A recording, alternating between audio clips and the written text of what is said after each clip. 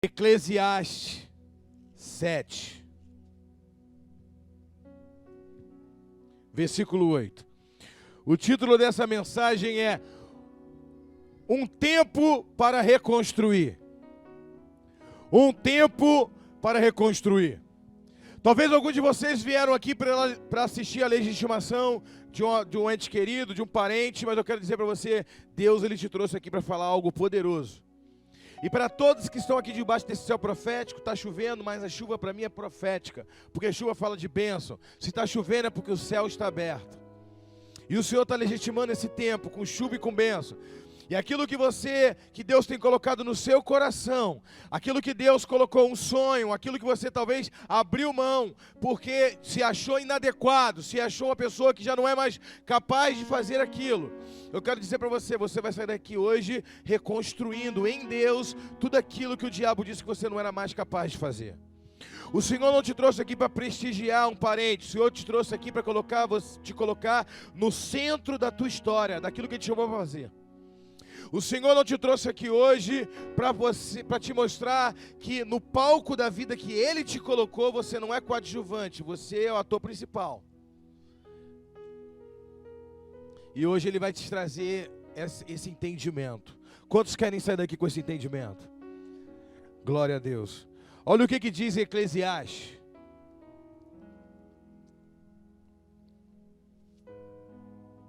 Melhor é o fim das coisas do que o princípio delas. Melhor é o paciente do que o altivo de coração. Melhor é o fim das coisas do que o início delas. Melhor é o homem paciente, o homem longânimo, do que o homem altivo de coração. Tem uma música que me impressiona muito, para mim, irmãos, existem músicas que são da terra, porque quando eu boto na melodia e toca, eu mudo de tão chata e sem noção que a música é. E eu falo, esse cara pagou para botar essa música para tocar, não é possível. Mas existe música que eu fico de boquinha aberto quando eu falo, gente, essa música, esse homem, se ele acha que essa música, quem compôs foi ele não merece essa unção, porque foi Deus, só fez passar pela mente dele. Tu sabe que aquilo veio do céu. E quando eu vejo aquela música daquela banda Preto no Branco, Branco no Preto, não é isso? O preto e branco, que diz assim: antes que o haja houvesse, ele já era Deus e revelou aos seus. Caraca, eu tô cantando muito, cara. Eu fico impressionado comigo, eu tenho orgulho da minha humildade. Gente, aí a minha esposa que gritou lindo, tá? Antes que alguém fale, olha, no meio da igreja eu escutei uma mulher, foi ela. E quando a esposa fala que tu é lindo, ou a tua mãe, tu não se emociona e nem deixa entrar a vaidade no teu coração. Porque é o que elas têm e pronto. Tá bem? Não entra isso, não aceita como uma verdade, não. Glória a Deus. Mas antes que o haja houvesse, antes que o haja luz, e houve luz. Antes que o haja houvesse, ele já era Deus. E eu fiquei pensando sobre essa música. Deus, ele te chamou e te projetou, como diz em Efésios 1:3. Ele te projetou nele, antes da criação do mundo, para ser santo e irrepreensível na sua presença. Deus não pode ser surpreendido por ele mesmo. Ou pode? Quer dizer que Deus pode ser surpreendido? Uma das coisas mais chatas que deve ser no mundo, tu tentar contar uma piada para Deus, ou uma história para Deus engraçada.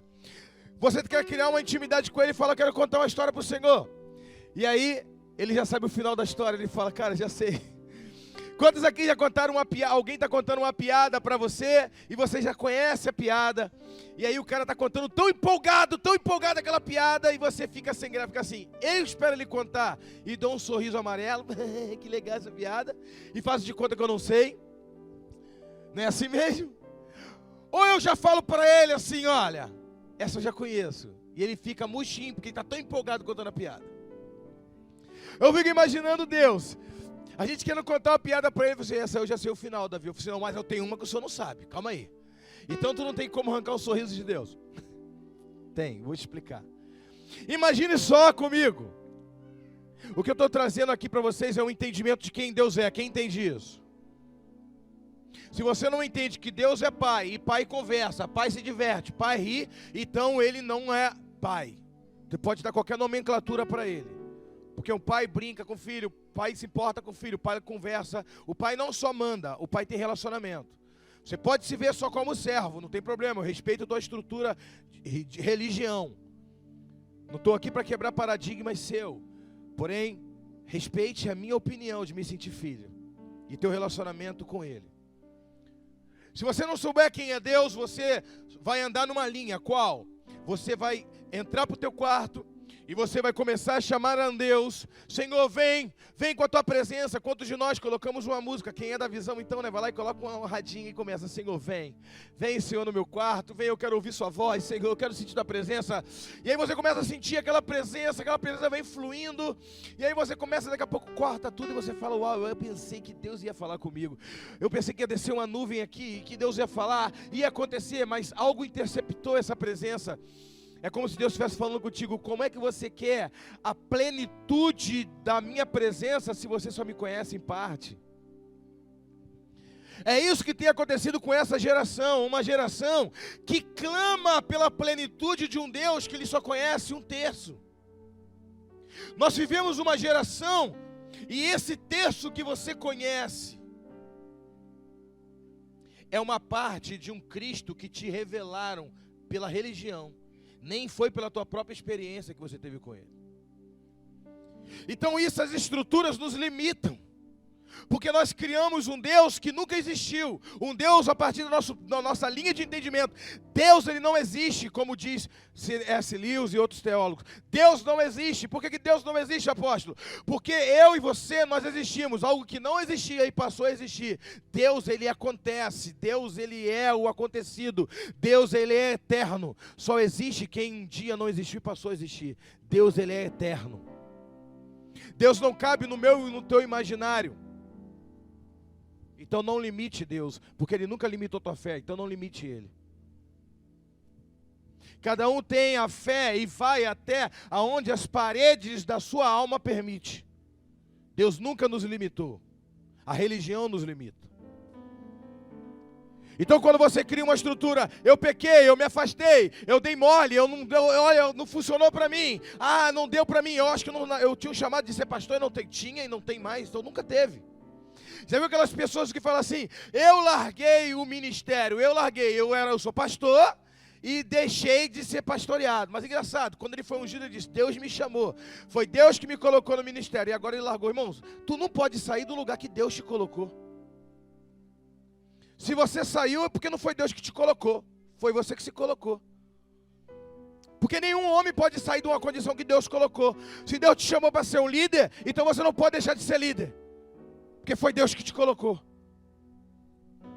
Mas uma estrutura de religião diz, não dá para mim, eu sou inadequado, eu não sei falar muito bem. Irmãos, então quer dizer que Deus, antes da criação do mundo, te projetou para um propósito e Deus errou?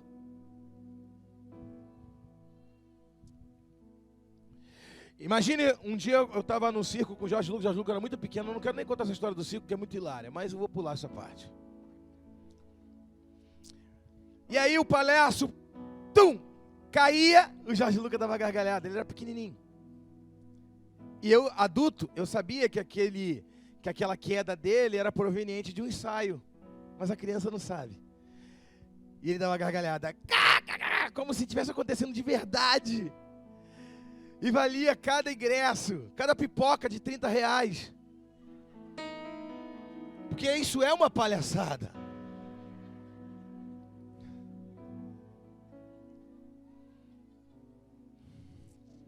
Aquela bolinha que brilha assim que tua criança destrói em 2 horas. 40 conto. E eu quase socando um palhaço daquele. Tu acha que eu sou palhaço? Palhaço é tu, rapaz. Mas as crianças pedem tudo, aquele negócio brilhando, né? Mas o sorriso dele me pagava, valia a pena, porque o palhaço caiu, ele, e o palhaço fazia aquilo. Com Deus não é assim, meu amado. Se o palhaço fingir que vai cair, mesmo que vai cair de verdade, Deus fala assim, vai cair. Como é que ele vai ser surpreendido e rir de algo que ele já sabe que vai acontecer? Um tempo na eternidade, Deus pensou em criar eu ou você. E aí Deus de repente falou assim, ele não falou meu Deus não, porque não existe outro Deus além dele. Ele disse, eu mesmo. Caiu em si e disse, eu mesmo. Estou perplexo. Tive uma ideia. Vou criar um homem. Deus tem uma ideia? Uma ideia é um lampejo de uma mente limitada como a minha e a tua. Há 10 bilhões de trilhões de quadrilhões, existe essa palavra quadrilhões? De anos no passado da eternidade, Deus já sabia que ia criar o homem em algum momento, porque Ele tem toda a ciência. Ele é onisciente, Ele tem todo o conhecimento de estrutura, de início do mundo, de eternidade até o último dia, até algum tempo da eternidade, está tudo dentro dele, nada surpreende ele, nem o próprio pensamento dele. Apóstolo, acho que isso parece impossível. Claro que é impossível, porque para mim, para você é, mas ele sabe de tudo. Então eu quero te dar uma palavra, quando ele diz assim, melhor é o fim das coisas do que o início delas. Aí você fala, uau, o melhor é o fim das coisas do que o início dela. Isso é muito interessante, Mas se Deus fala que o melhor é o fim do que o início, tá ruim para mim, porque eu estou passando uma dificuldade. Será que o fim é amanhã? Irmãos, eu quero dizer uma coisa para você. Quando Deus disse assim, haja luz, houve luz. Antes que o haja houvesse, Ele já tinha te projetado. Então, quando Ele te projetou, Ele já colocou dentro de você tudo que você precisa para ser feliz e ter uma vida próspera e abençoada nessa terra, até o rumo à eternidade. Já colocou essa potencialidade em você. E aí, Ele criou todas as coisas, e na hora de fazer o homem, viu Deus que era bom. Viu o quê? E viu Deus que era muito bom, e viu Deus que era bom o sol, e viu Deus que era bom, mas quando Ele fez o homem, viu Deus que era muito bom. Ele potencializou a frase, Ele disse, muito bom. Uau, lindo, não é isso? Filosófico, não é? Maravilhoso. Agora vamos pensar algo aqui. Imagina Deus fazendo o homem. E viu Deus que era bom. Uau! Ficou melhor do que eu imaginava. Não existe. Então dá a impressão que Deus se surpreendeu, que ficou melhor do que Ele imaginava. Impossível ficar melhor do que Deus imaginava. Deus tem toda a ciência. Então a palavra ali da raiz etimológica, e viu Deus que era bom, não é e viu Deus que era bom como se Deus tivesse surpreendido com aquilo mesmo que Ele fez. Mas e Deus fez porque viu que era bom. Viu a diferença? Deus não fez, olha, deixa eu ver aqui, fulano vai ser pastor. Salva de palmas, anjos, glória a Deus, os querubins, aleluia. E viu Deus que era ruim, vai ser traficante. E viu Deus que vai ser desempregado pro resto da vida. Olha os anjos. E viu Deus que acabou de fazer. Isso aí, deixa eu ver. Aposta quanto? Vai lá. Você, e você? Bet, vai, você, e você? Eu acho que vai ser pedreiro. Ou anjo, não, eu acho que vai ser engenheiro. Para, irmão. Isso não é uma aposta para ver se vai dar certo ou não. Deus criou todos os homens porque viu que era bom.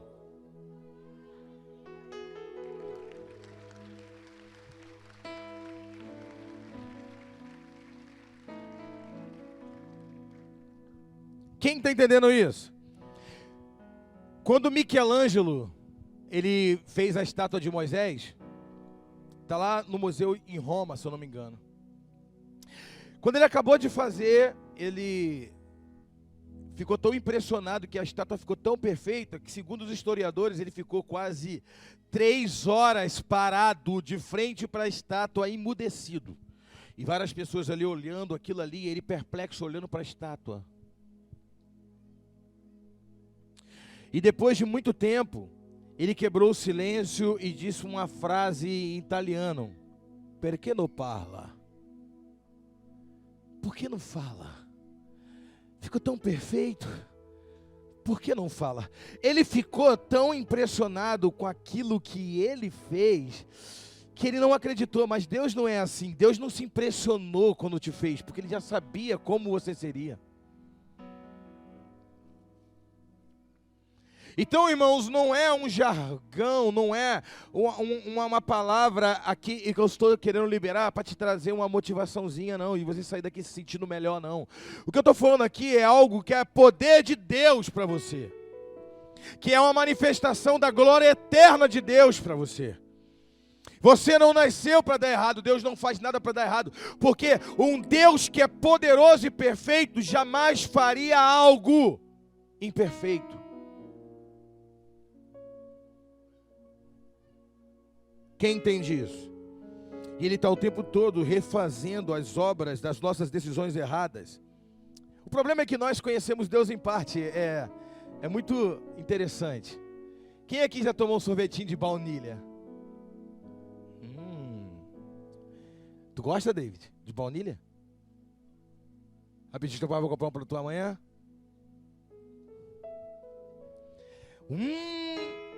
Quem fez delicioso. Me diz aí o que é uma baunilha, por favor.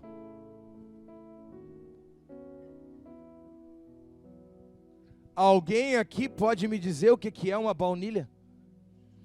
Eu comprei num frasquinho a essência da baunilha. Por favor.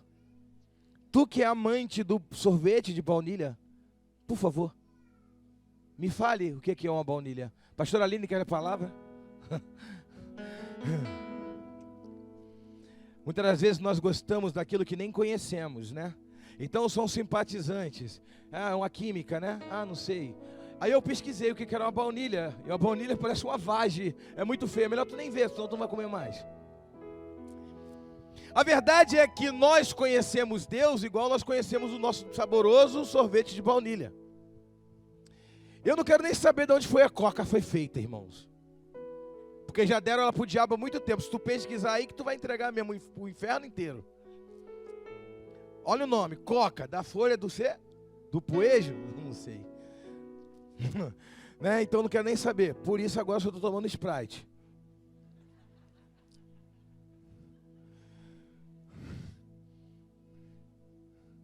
A verdade, o que eu estou querendo dizer com isso, apóstolo? É porque nós queremos muito Deus, mas queremos conhecer pouco. Olha que tremendo. Os discípulos subiam o monte, Jesus subia o monte para orar. Tinha poder, tinha milagre, tinha cura. Tinha ou não tinha, Washington? Tinha cura, tinha milagre, tinha sinais, tinha maravilha. Os discípulos viram Jesus ressuscitar morto. Mas por quê? Alguém pode me explicar?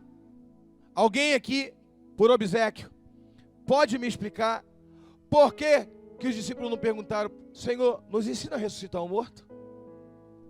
Senhor, nos ensina a fazer um milagre? Senhor, nos ensina a pregar bonito? Mas os discípulos falaram: Senhor, nos ensina a orar. Porque eles entenderam que tudo que Jesus realizava era proveniente da oração e do conhecimento que ele tinha do Pai. Então nós temos que ser modelo daqueles que ensinam os discípulos a conhecer a Deus. Porque se eles conhecerem a Deus, nós vamos tirar uma bagagem pesada de cima de nós. Porque chegamos numa geração onde nós temos que carregar os crentes a vida toda, porque eles jogam as cargas dele em cima do pastor e do líder, mas eles não aprenderam a lançar as cargas dele na cruz do Calvário. Não conheceram e não foram conduzidos ao Deus da graça. Não foram conduzidos a conhecer um Deus que perdoa todos os pecados e reconstrói a história do homem. Apesar de, não é pelo que, mas apesar de. Não é pelo que eu sou bom. Ele não investe em mim porque eu sou o cara. Mas apesar de pecador, apesar de inconsequente, apesar de, Ele ainda insiste em trabalhar na minha vida e reconstruir aquilo que um dia eu, junto com o diabo, joguei no chão. Reconstruir tem que ser forte. Porque reconstruir você usa as bases que você tinha. Construir novo é outra base. Reformar a casa sempre é muito mais difícil do que tu fazer do zero. Quem entende isso? Então você pode dar uma salva de palmas. Enquanto eu procuro outro tópico aqui, rapidinho. Demora bastante, quem me ajuda. Amém. Mais uma salva de palmas, glória a Deus. E aí as pessoas, quando elas não entendem Deus e não conhecem Deus, elas virem fazendo manifestações. Só que não são manifestações legais. Elas não têm legalidade para se manifestar diante de Deus. Você viu no tempo de coronavírus? Como se tivesse acabado, né? Glória a Deus. Pelo que eu estou vendo aqui, acabou. Mas imagina comigo. Aquelas manifestações, todo protesto é legal. Amém? Reivindicar seu direito é legal. Mas o problema é que aquilo que começa com a motivação correta vai tomando outro rumo. E aí tem pessoas no meio das manifestações que já saqueiam uma loja de roupa. Então as pessoas deixaram de reivindicar e usando o protesto como pretexto. Usam protesto como pretexto. As pessoas aproveitam de momentos de crise para criar pretexto para largar o casamento, para criar pretexto para largar o ministério, para criar pretexto para abandonar sua célula, para criar pretexto. Crise não é para criar pretexto, crise é para criar processo, porque os processos transformam meninos em homens.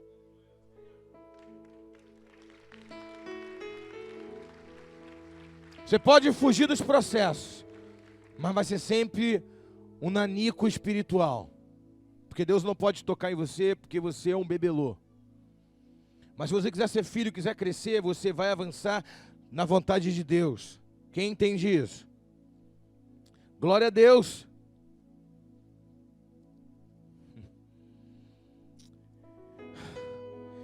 Tem aqueles que não conseguem reconstruir. Já reparou pessoas que não conseguem reconstruir porque caíram e não se aceitam perdoados? Pessoas que foram inadequados para fazer algo e não conseguem buscar potencialidade, não conseguem se capacitar, e ele agora deixou de construir para ser um destruidor. Isso é triste, porque vai de contra a natureza daquilo que Deus tem para nós. Deus nos chama para construir. Existem sites agora, e até mesmo existem sites, e existe também dentro do... Embora o Instagram ele é uma forma de um site, ele é um aplicativo numa forma de um site, existe um perfil no Instagram só de pessoas que contribuem com as suas piadas de mau gosto, falando sobre louvor ruim, pessoas que erram na hora do louvor, pastores que cometem gafe, fazem piada com o erro dos outros, ou seja, um site somente para destruir. Sabe por quê? Isso é triste, porque são pessoas frustradas. Todo crítico é um frustrado. Eu vou repetir. Todo crítico, ele é um frustrado. Vou repetir novamente. Todo crítico é um frustrado. Não conseguiu lidar com as suas frustrações, não soube lidar com as suas frustrações. Porque um crítico, quando ele é um crítico de crescimento e está em conexão e em consonância com a vontade eterna de Deus, a crítica dele é suave e tem amor envolvido, não é uma crítica maligna. Todo crítico com críticas malignas, ele é um frustrado que não soube se recompor, ele não soube fazer o caminho da reconstrução.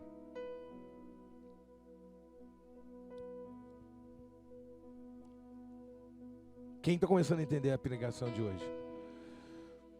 Mas é porque são as pessoas que foram ensinadas a trabalhar, foram ensinadas a tantas coisas, mas não foram ensinadas a fazer como o que era de costume. Jesus, e como de costume, Jesus foi para o monte. Existem 3 etapas na vida de Jesus que é muito interessante. Jesus indo para, ele pregava na sinagoga. Toda vez que a Bíblia fala, e Jesus indo para, ele pregava na sinagoga. Toda vez que falava, e Jesus em sinagoga, para evangelizar os judeus. E Jesus indo para, ele curava alguém no meio do caminho. Toda vez que fala Jesus indo para, está curando. Mas quando dizia, e Jesus como de costume, ele estava indo buscar em oração. Então o ministério de Jesus está pautado em 3 situações. Jesus em, Jesus para e como de costume. Nós como pastores e líderes, nós temos que aprender o seguinte. Uma cidade é importantíssimo. A igreja é como uma cidade que flui um rio de dentro dela. A cidade é o prédio físico. Isso aqui. O rio é o profético, é onde Deus move a gente no espiritual. Existem pessoas que não querem sair da cidade, não querem mergulhar no rio. São os crentes religiosos que gostam daquela estrutura da liturgia religiosa. Não entendem que a igreja é porta para fora também. Não compreende muito célula, porque não é dentro da igreja, é na casa. Por que é na casa? Porque não pode ser. Elas não compreendem isso. E aí criticam o que não compreendem. E até difamam o que não compreende.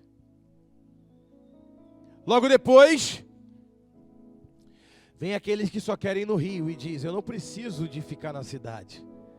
Eu só quero o profético, eu posso ser Cristo na minha casa, eu preciso aqui. Irmãos, entenda o seguinte, ficar só no profético ou ficar só dentro da cidade, isso também não vai te trazer frutos. Você tem que estar aqui e tem que estar no rio, tem que estar aqui e tem que trazer do rio, trazer pessoas para dentro da cidade, ou seja, a igreja.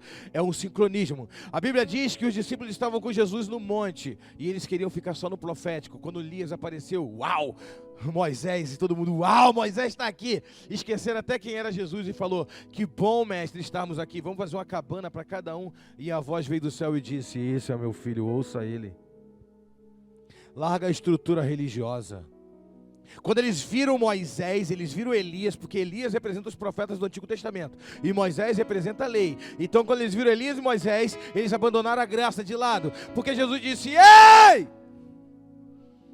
O Filho do Homem não tem aonde repousar a cabeça, até a andorinha tem seus ninhos e as raposas têm os seus covis, mas o Filho do Homem não tem onde repousar a cabeça, e ninguém ofereceu nem um barraco de tábua para ele, mas foi aparecer Elias, nossa, o Moisés, aleluia, o homem religioso, aquele que tem a tábua da lei, ai, faz uma cabaninha, quer que eu faça a cabaninha, quer que eu faça a cabaninha, aí, eu imagino Jesus fazendo assim, cara, eu não vou nem me defender dessa, aí o pai falou, deixa comigo, religioso, ouça meu filho, saia do tempo da lei e entra na graça. Você quer ficar só no mover, girar no poder, só quer viver no monte, você tem que descer o monte para evangelizar e abrir a porta da graça para outras pessoas. Eles queriam morar no monte. Quem não quer ficar no meio do mover? Todo mundo quer ficar no mover, mas o mover nos move para responsabilidades. O mover não é um rio que a gente nada sem fim. O mover é um mergulho que a gente sai para estar revigorado, para cumprir o propósito. E a Bíblia diz que quando eles desceram do monte, a primeira coisa que eles depararam foi com o endemoniado, com legiões de demônio. É como se Deus estivesse dizendo, está vendo a experiência que vocês tiveram no monte? Foi para isso, para quando você descer do monte, libertar os cativos. Essa é a responsabilidade de cada 12. Não é buscar experiência com Deus só para sentir um arrepio, não. É para buscar experiência, para fortalecer a caminhada, para resgatar os cativos. Essa é a missão da igreja. Resgatar os perdidos. Não adianta buscar poder, não adianta orar, não adianta falar em língua, não adianta nem dar teu corpo para ser queimado na fogueira se não tiver amor. O apóstolo Paulo diz. Uau! É capaz de um homem ser jogado na fogueira por vaidade? A Bíblia diz que tem. Tem pessoas que se jogaram na fogueira por amor a Cristo, mas teve outros que se jogaram por vaidade, só para dizer, nossa, eu sou o cara, eu vou me jogar ali. O apóstolo Paulo disse, não adianta você dar tudo que tem aos pobres, não adianta nem tu jogar o teu corpo numa fogueira para ser queimado, sem amor, isso tudo é vaidade. Você quer vaidade? Vaidade é inutilidade, é inútil, Porque não tem amor, está regado de vanglória. Eu vi um camarada falando assim: o meu sonho é ir para a Arábia Saudita e pregar o evangelho e ser morto pelo evangelho. Eu falei assim: aonde está escrito isso na Bíblia? Que nós temos que caçar a morte. Ao contrário, Jesus disse: se alguém te perseguir numa cidade, fuja para outra. Ele nos orientou a fugir da morte. Ele não criou super-homem. Ele disse: se alguém te perseguir numa cidade, fuja para outra. Mas se alguém te pegar de modo que não dê para tu fugir, não negue o meu nome. Fica até morrer. Mas se der para escapar, deu mole, mete o pé. Isso não é medroso. Jesus disse: se puder, foge. Tem gente que quer ser crente além do que Deus permitiu ser. Agora tem pessoas que se sentem inadequados para tudo. Não conseguem se reconstruir porque diz: é pesado demais, apóstolo, não dá para mim. Não, sabe por que não dá, apóstolo? Porque, então eu quero dizer, Deus deu uma tarefa que parecia pesada demais para Noé. O nome Noé, quem já leu o meu livro, O Jardim da Intimidade, eu coloquei lá. O nome Noé significa trêmulo. Trêmulo. Sabe o que é um trêmulo? Uma pessoa com a personalidade parecendo fraca. E Deus deu para ele fazer uma arca, né? Olha o desafio, você vai ter que acabar com aquela floresta ali para fazer a arca. Ou tu acha que foi igual no filme do Todo-Poderoso, que a madeira já veio, já até com etiqueta e tudo? Essa é da lateral, essa é do fundo. Ele teve que cortar a madeira, ele teve que cortar, planar, formão. Uma tarefa de 120 anos. Será que ele se sentia tão adequado para aquilo? Será que ele se sentia potencializado para isso? Ou Deus todos os dias fortalecia ele? O problema é que a história dos outros parece um conto de fada. Não é isso? E o nosso é difícil demais. Imagina quantas vezes ele desistiu, um homem trêmulo, no seu caráter. Sentiu o desejo de dizer: essa arca não. Debocharam dele. Irmãos, ninguém é super-homem. Ninguém é super-homem. A música do final.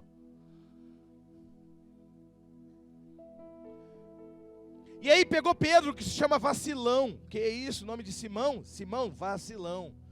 Olha para o teu irmão e diga assim: para de vacilar, vacilão. Simão significa aquele que oscila, aquele que vacila, aquele que está cocheando entre dois pensamentos, aquele que não tem consistência. E aí Deus pega ele e faz dele uma pedra. Ele diz: tu vai deixar de ser vacilão, vacilão. Tu agora vai ser pedra, você vai andar no meu ritmo.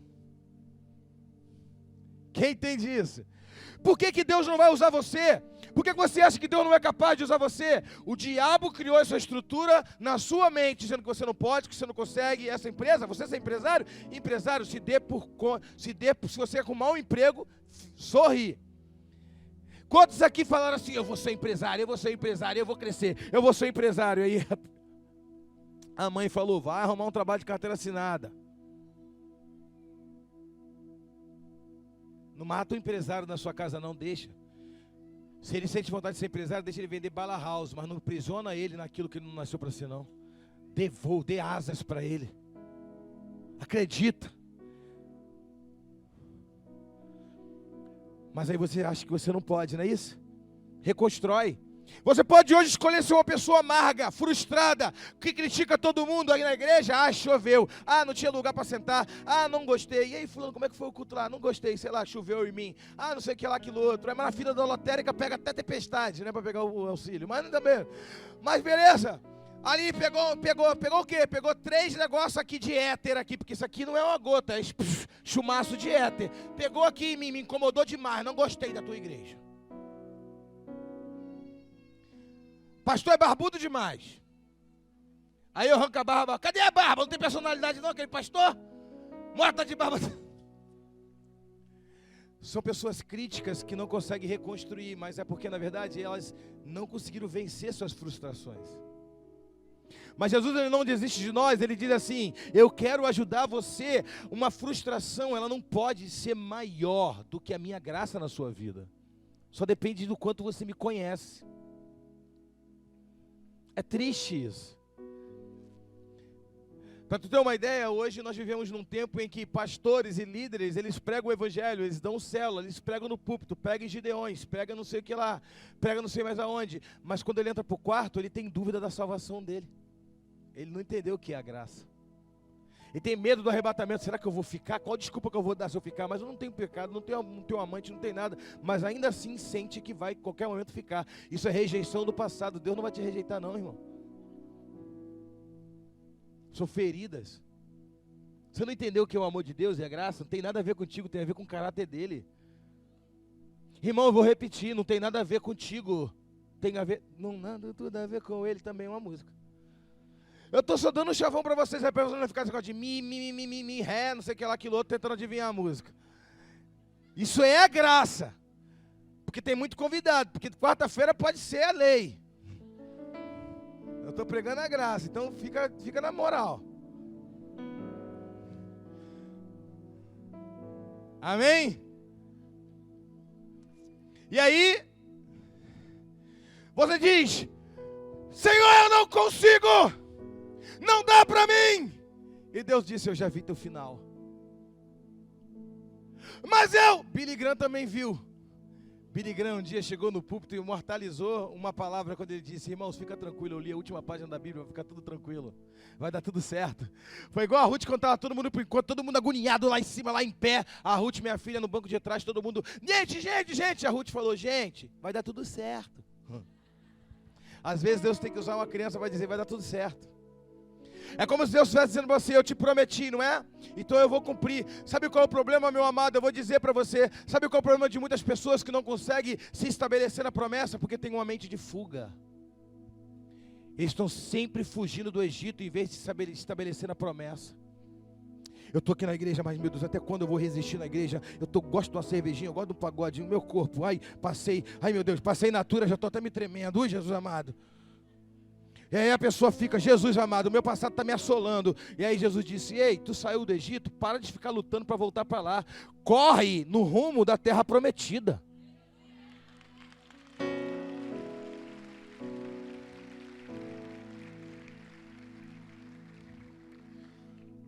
Misericórdia. Então eu tenho que olhar para a promessa e dizer, ei!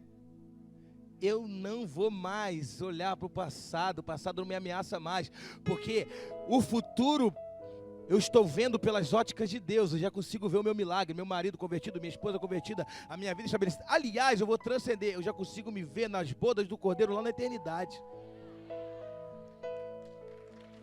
Hoje vocês estão aplaudindo demais, eu fico emocionado, porque tem dia que eu tenho que mandar, né, para aplaudir o Senhor, mas glória a Deus, clap your hand.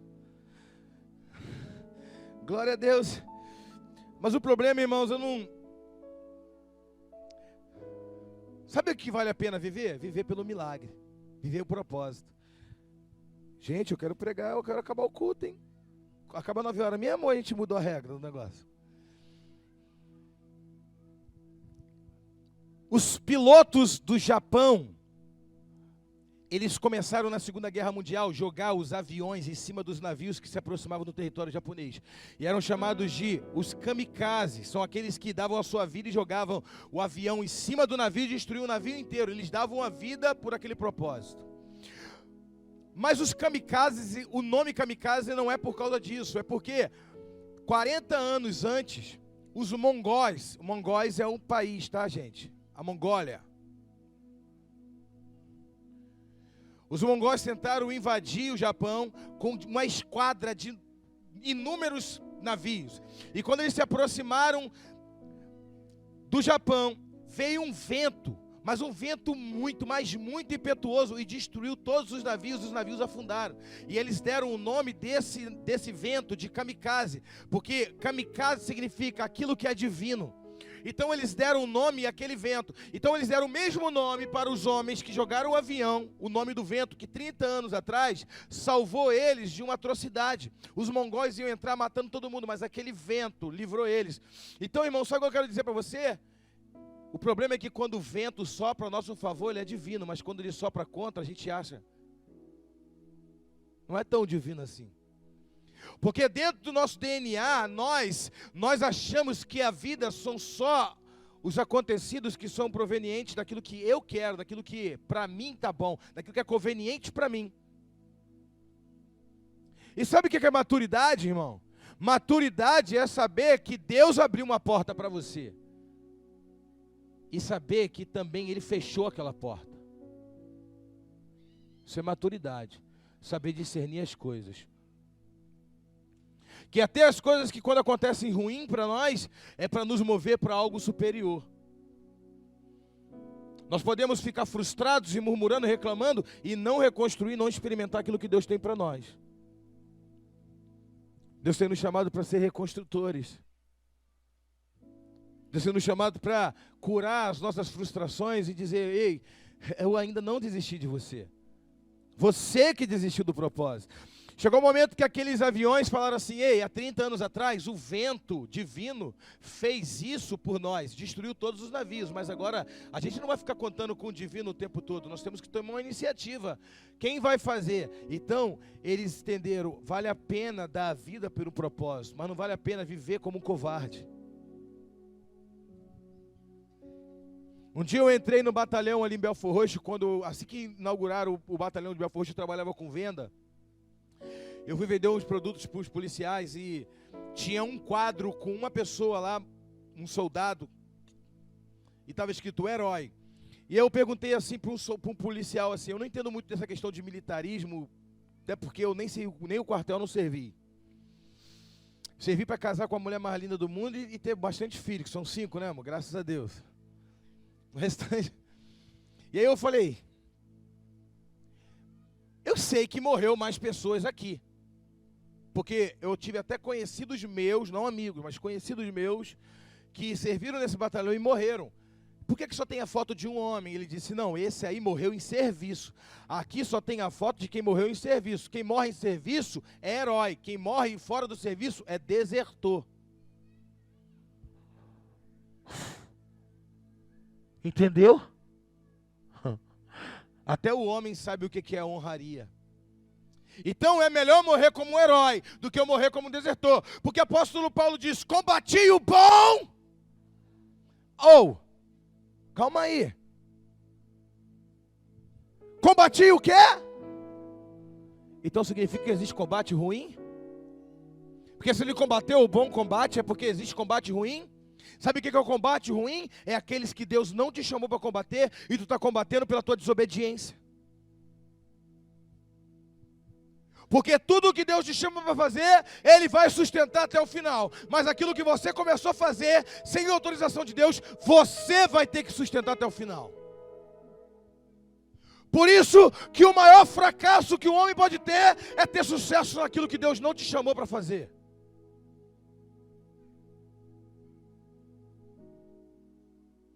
E o diabo vai te dando corda. Uau, tu está arrebentando. Já não ora mais. Tu está arrebentando, não lê a Bíblia mais, não ganha mais.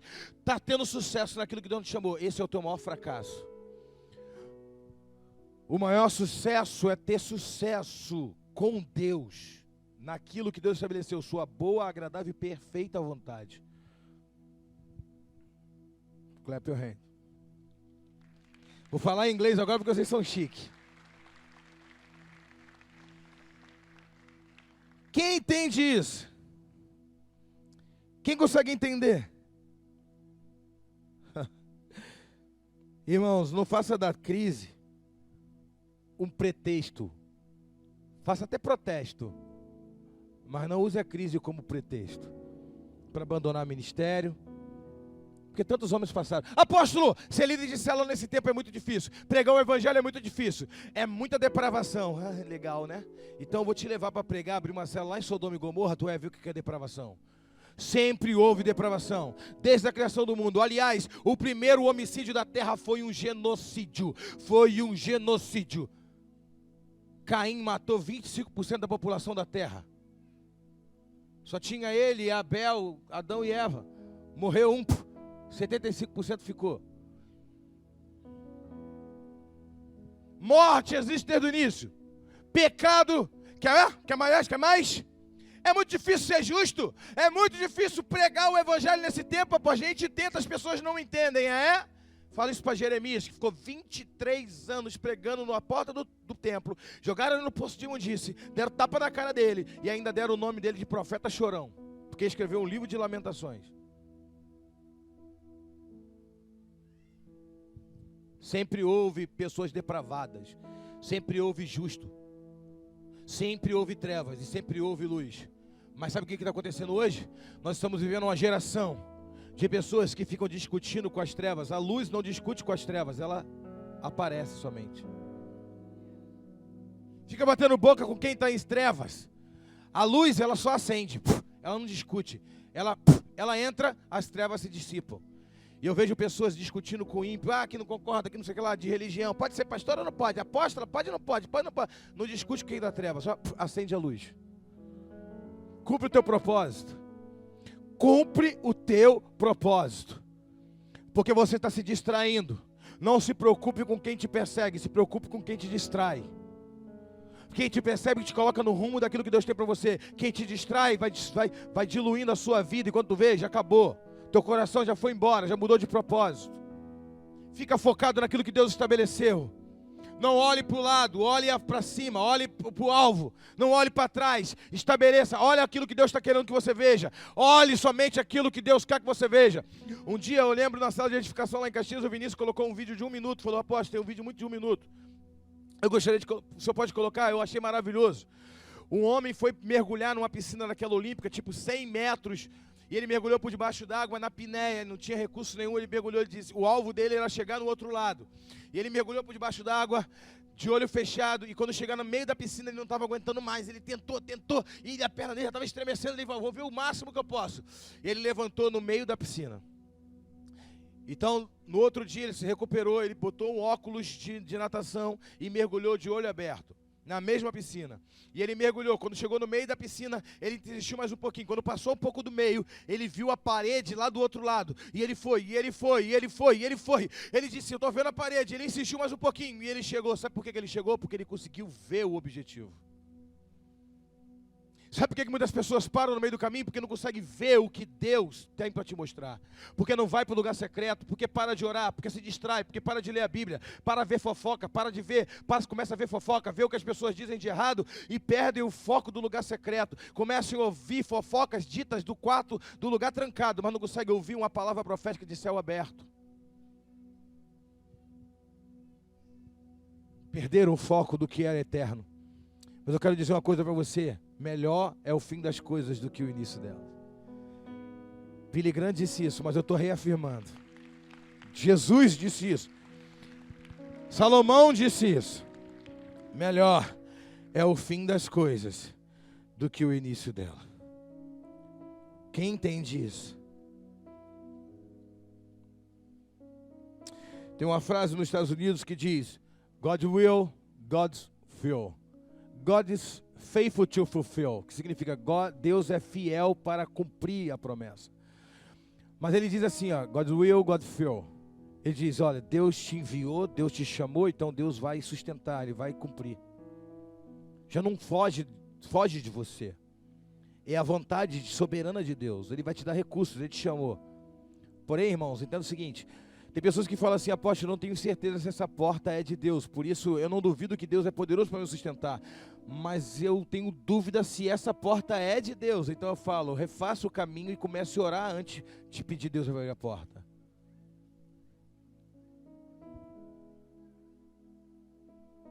Deus está falando com alguém aqui nessa noite? Deus está falando com alguém aqui nessa noite? Eu não disse que Deus te chamou para falar contigo, mas o Senhor está te chamando hoje para ter uma mente de Deus, da promessa e não de fuga. Uma professora de literatura, o Vinícius está fazendo português aí, poderia ter falado, né? Está fazendo letras lá, português, está chique a beça. Uma professora de literatura, quanto mais os professores, os alunos gritavam na sala de aula, mais baixo ela falava.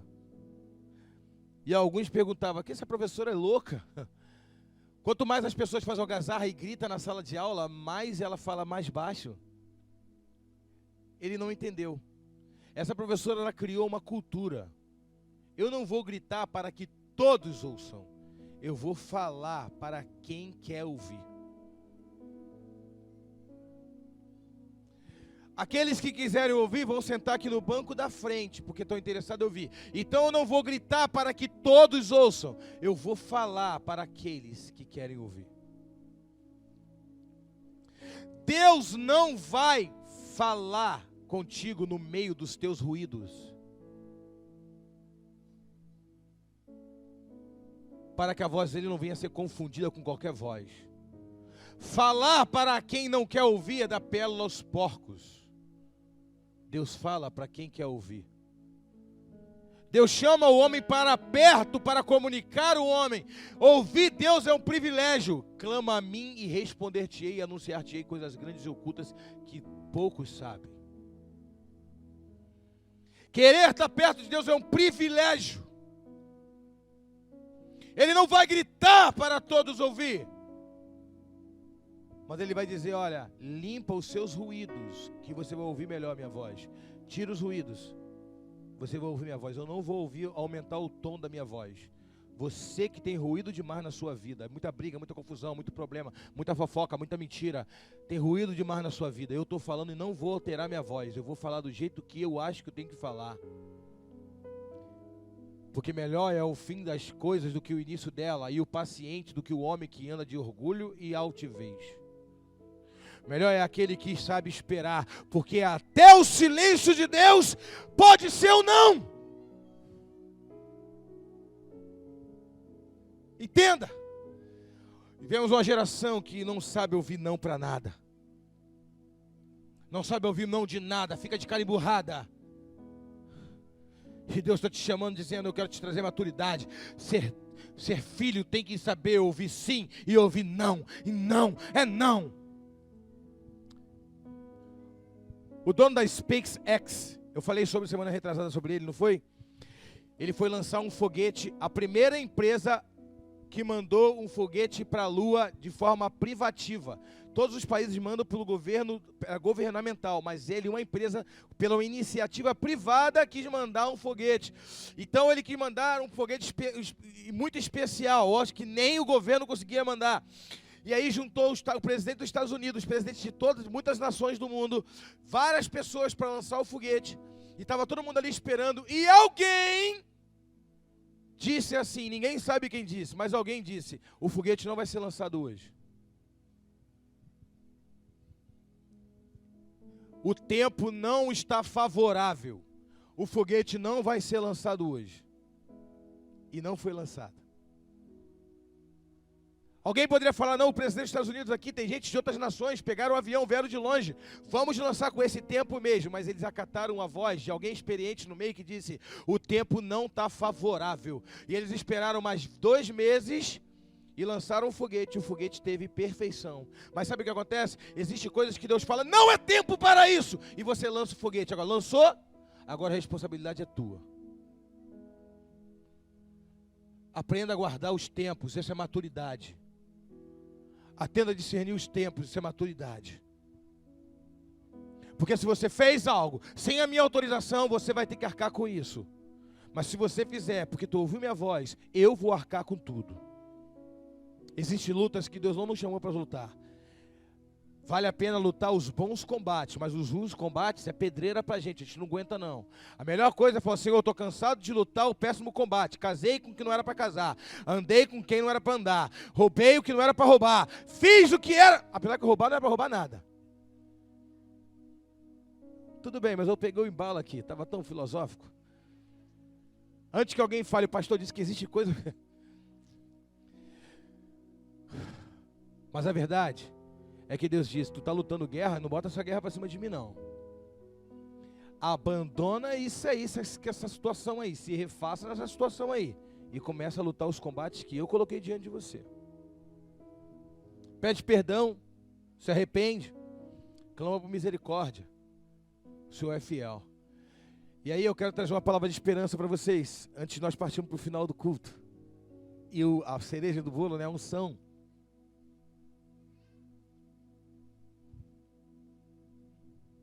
Talvez você diga, apóstolo, não dá para mim, o Senhor não me conhece, eu não consigo reconstruir mais. Tudo bem, pela minha perspectiva, você já é um derrotado.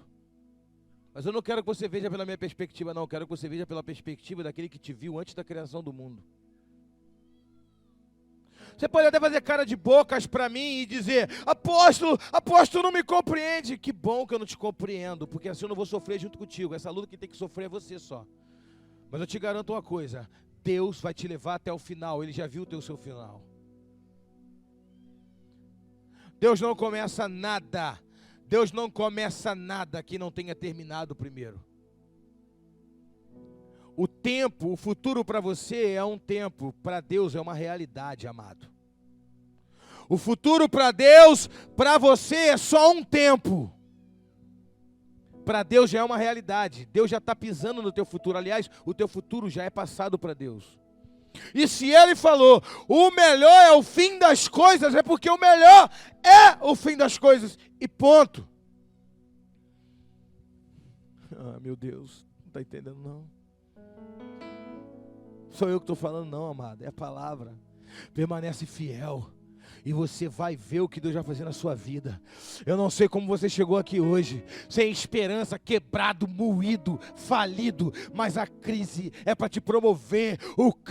A crise não é para criar pretexto, para largar, para abandonar. Deus vai fazer um milagre na tua vida, meu irmão.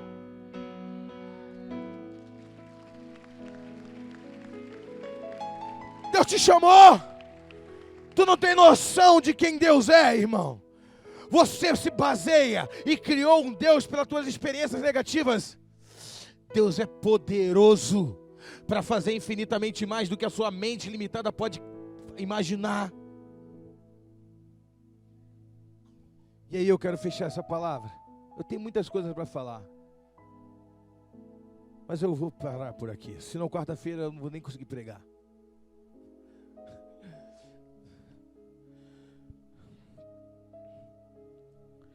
Quando Deus diz, confia, vem filho, eu já estou aqui no seu futuro. Mas apóstolo, eu não consigo ver, amigo. Pede a Deus as lentes dele para você enxergar o que ele enxerga, a tua vitória, a tua conquista. Essas lentes se chama fé. Fé. Se você exercer a sua fé, Deus vai botar uma lupa diante de você, você vai começar a enxergar como Deus quer que você enxergue. Mas o diabo botou uma lupa enorme diante de você e só mostra o que é conveniente para ele. Que você não pode, que você não dá, que nunca vai acontecer. Você reparou que o marido de todo mundo se converte? Menos o nosso figurativamente, né? De maneira figurativa. Só o teu que é difícil, né? Tu ouve um testemunho, o cara largou o tráfico, o cara era aquilo, o cara era aquilo outro. Nosso testemunho lindo, homem de Deus. Aí você não acredita que teu filho pode largar o pó. Por quê? Porque está muito próximo de você, né? Está muito humano, né? Está muito impregnado, né? Deus é poderoso para fazer em qualquer situação, em qualquer lugar, com quem Ele quiser. Deus já te viu pronto, Deus não te... Você está interminável, você está inacabado, mas Deus já te viu pronto, irmão. Deus não é Michelangelo. Deus é Deus. Então, você diz assim, ei Deus, não dá para mim, não dá. E Ele diz, vem filho, vem, eu já estou pisando no teu milagre, o teu futuro já é a minha realidade, eu estou aqui, vem, só não para, só não desiste, apesar de, não para, vem, que eu já estou vendo o teu milagre, vem! E você não está vendo nada, tu está ali como que tateando, querendo achar, e Deus fala, ei! Tu está enxergando pouco porque tu está orando pouco. Tu está enxergando pouco porque tu tem pouco tempo comigo. Se você tivesse intimidade comigo, menos tempo no Facebook, no Twitter, como o filho do Bolsonaro fala.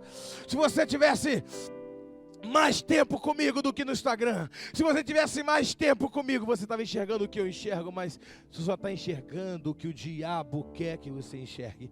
Por isso que a tua mente é de fuga, não é de promessa. Quero que você se coloque de pé nesse momento.